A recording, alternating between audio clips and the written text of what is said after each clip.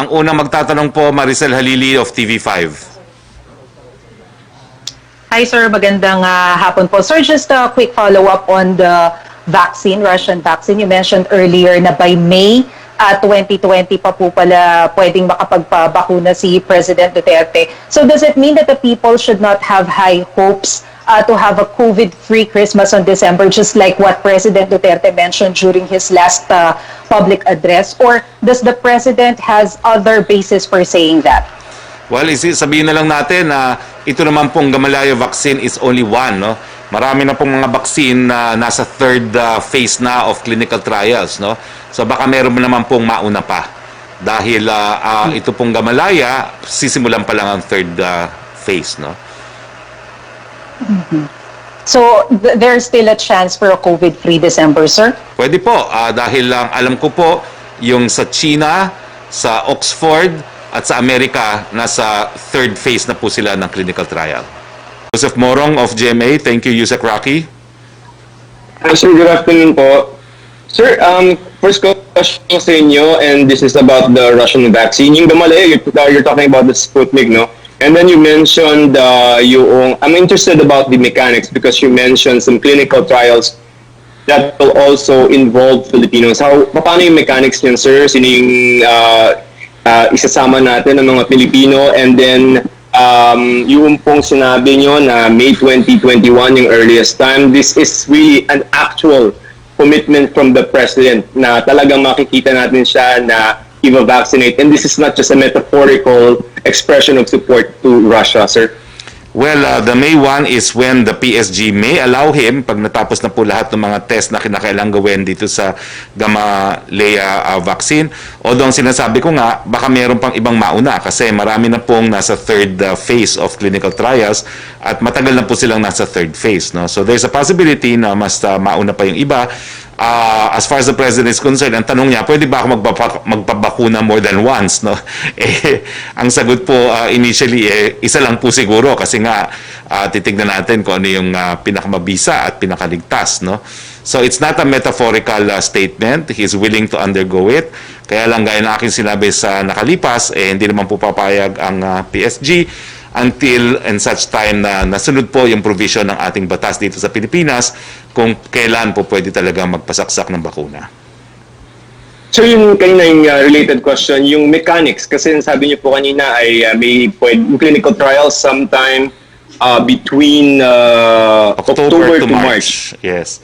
And may mga Pilipino na kasama? Well, ako po, dahil meron akong diabetes, palagi po ako sumasali sa clinical trials. Ang aking karanasan po, lahat po yan ay voluntaryo. No?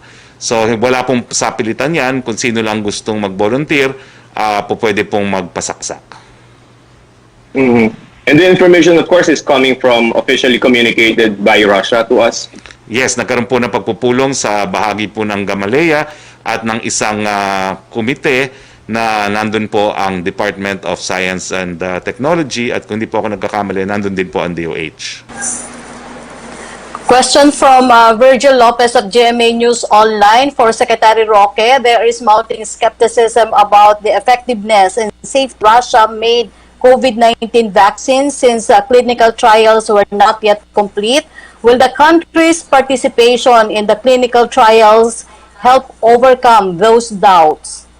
Definitely po. At ang napagkasunduan naman po ng Gamaleya at ng ating DOST at DOH, magkukonduct talaga sila ng stage 3 clinical trial dito funded by the Russians. No? Pero tayo po, meron din po tayong gagawin on our own. Ha?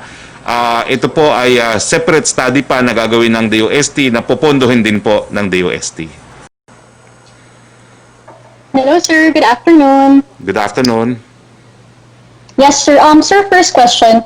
The President said last Monday, I will tell President Putin that I have great trust in your studies in combating COVID, and I believe that the vaccine that you have produced is really good for humanity. Sir, what impact will this presidential statement have on the review of the expert panel? Wala naman po, no? This is conducted by scientists, no? Not politicians. So I think they will be following strict scientific protocols. Ito na lang po kay Julie Aurelio po. Question for Secretary Roque. Dr. Nina Gloriani, Chair of Philippine Vaccine Expert Panel says priority for phase 3 clinical trials will be given to people aged 18 to 59 and are at high risk of COVID-19 infection, including health workers and contacts of COVID-19 patients. Elderly and immunocompromised people may be included later, but their participation would depend on the results of the priority group. Will President Duterte still push through with his intention to be the first to be vaccinated, even he is not among the qualified priority group for the clinical trial? Well, yan po sinabi ni Presidente, yan naman po ay bilang pagbigay ng assurance sa taong bayan na hindi naman siya papayag na pasaksakan ng bakuna ang kanyang mga kababayan kung hindi po ito ligtas. So, I don't think one person constituting an exception to instill confidence will actually violate any law. But in any case, tama ba naman po si Doktora, susundin po natin yung priorities na matagal na pong in place kapag meron na nga po tayong bakuna. So time is up. I would like to thank Secretary Galvez, Secretary Ling Briones and her undersecretaries, Yusek Roque, and the members of the Malacanang Press Corps. Again, sa ngalan po ng ating Presidente, Rodrigo Roa Duterte, ito po ang inyong Spokesperson Roque, nagsasabi, ingat po tayong lahat. Good afternoon, Philippines.